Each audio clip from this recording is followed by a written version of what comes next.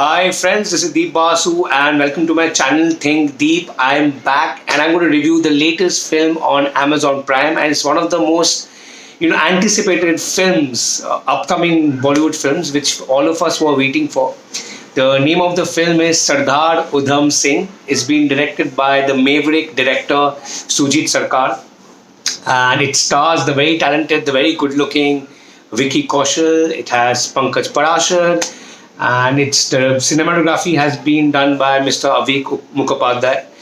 So Sardar Udham Singh released yesterday, and I remember, I think in the year 2019, Mr. Sujit Sarkar had shared the first look of Vicky Kaushal. I think it was a shot which had taken place. They had captured it in London, and it stated the making of Sardar Udham Singh. So frankly speaking, I didn't have much knowledge about this character, this freedom fighter Sardar Udham Singh. I just remember many years ago, I think 15 years ago, there was a similar film where Mr. Raj Babbar had played the main character Udham Singh. The name of the movie was Udham Singh. I don't know if you guys have watched it. So that's how, being a movie buff, that's how I connected when I saw the first look and the name Udham Singh. It reminded me of Mr. Raj Babbar's film, but I have not seen that film. So both of the films had the same premise. So finally it released, and I watched it yesterday, and it's a pretty long film, 2 hour 45 minutes. It's a very unhurried, long, showcase of the life of Udham Singh and how he sought revenge, sought justice. The story of Udham Singh, if most of you don't know, let me tell you. Udham Singh was a freedom fighter. He was part of Bhagat Singh's team. He and Bhagat Singh were quite close friends, and they used to call themselves revolutionaries, but not terrorists. There's a nice sequence where Amol Parashar, who plays the character Bhagat Singh, he tells the difference between a terrorist and a revolutionary, and why they are revolutionary but not terrorists. So Udham Singh, since a very young age, he was always, wanted to fight for his country. He never wanted the British rule to continue. And after the Jallianwala massacre, his life changed. And though he did not witness it, his lover, his brother he lost his brother and his lover in that massacre. And after that, there was no looking back. He was determined to take revenge. And this entire massacre took place when, I think, William O'Dyer was, from the British side, William O'Dyer was taking care of Amritsar, and it was his idea to execute this entire cold-blooded massacre. And this left me very disturbed, because I used to always hear about this Jallianwala massacre in history books, in movies. But the final climax, the director Sujit Sarkar and Avik Mukhopadhyay has captured the entire massacre. It's very disturbing. Means how these Britishers cold-bloodedly, without a warning, massacred more than 1,000, including kids.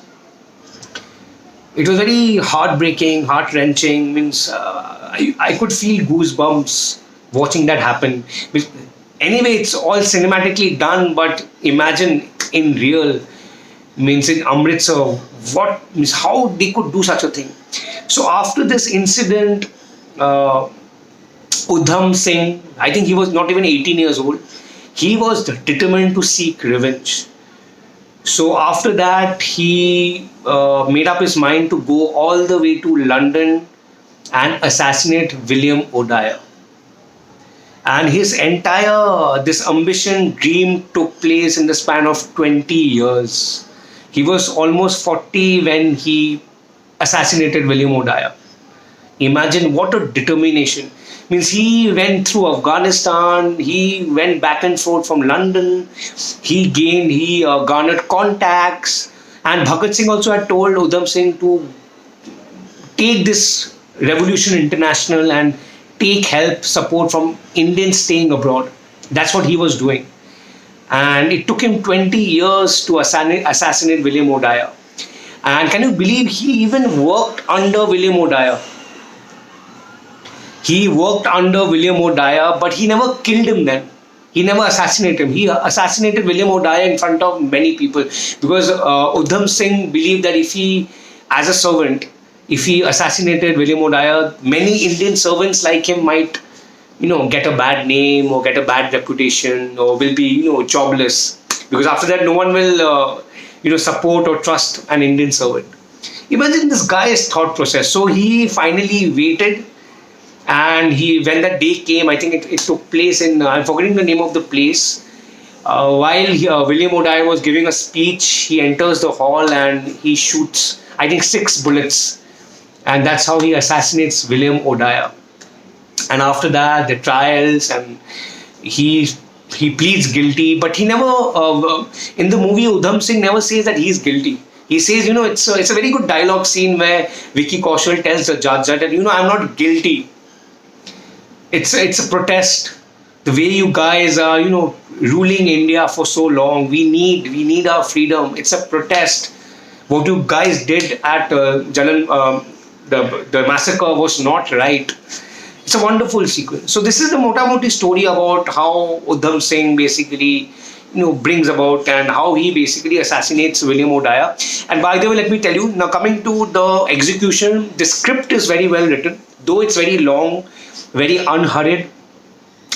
But I feel that it was quite good overall because you need to be patient and see Udham Singh, go through the various kind of obstacles and how he basically makes it happen. So it's very important, and I like the way the story is non-linear. Because initially, I think I was expecting when the movie began that why didn't they went to a linear? Why didn't they take a linear approach from beginning to end? Udham Singh is 17 years old. There's a Jallianwala Bagh massacre, and how he's determined and how he joins Bhagat Singh. But frankly speaking, this entire film is non-linear, so you need to have patience, watch it carefully. The various timelines, various incidents are coming back and forth, and I think that's a very interesting way to put it. Because the murder takes place absolutely, I think, 10 minutes. When you into the film, 10 minutes, the murder takes place, and the entire Jallianwala Bagh, the reason takes place towards the climax. So I think this non-linear approach was very well done. And overall, the cinematography is something you need to watch for. Avik Mukhopadhyay has pushed his envelope and definitely outdone himself. This entire product, Udham Singh, looks like a Hollywood film, or even better. The visuals, the snow, Afghanistan, London, every frame looks better than a Hollywood film. Means I was thinking I'm watching an English film, not a Bollywood film. Mr. Avik Mukhopadhyay has done a great job. Means he has successfully taken you to 1919. He has taken you to in that era. It's looking so real. And overall, the king, the captain of the ship, Sujit Sarkar, I salute you. You have done it again. Sujit Sarkar is a brilliant director, and this biopic will definitely break all boundaries. I have never seen a biopic so well executed. There have been so many biopics. I think the last biopic I liked was Bhag Milkha. And this biopic is even better in terms of execution, look, script. Coming to performances, Vicky Kaushal is top notch. He will make you believe that he is Udham Singh, and definitely. And Banita Sandhu is there. Banita Sandhu, if you remember, she was the heroine of October. Even she plays a mute character here. So, but her expressions are good. Baki, all the performers like Amol Parashar plays Bhagat Singh, but I feel he was somewhat miscast. Because I remember Bhagat Singh to be Ajay Devgan. I remember Bhagat Singh to be a Bobby Deol.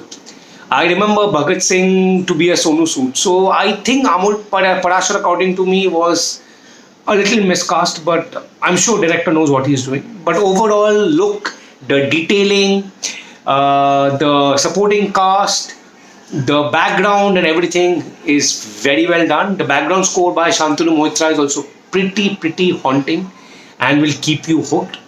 So overall, Sardar Udham Singh is a 2 hour 45 minutes film. You need to have patience. You need to switch off your phones and watch it. You can't do multitasking and also watch Sardar Udham Singh. So, guys, please watch Sardar Udham Singh and let me know if I missed out on any points. And that's it. So watch it. I hope you guys had a happy weekend. Happy belated Dasara. I'll be back soon with a new film. Good day.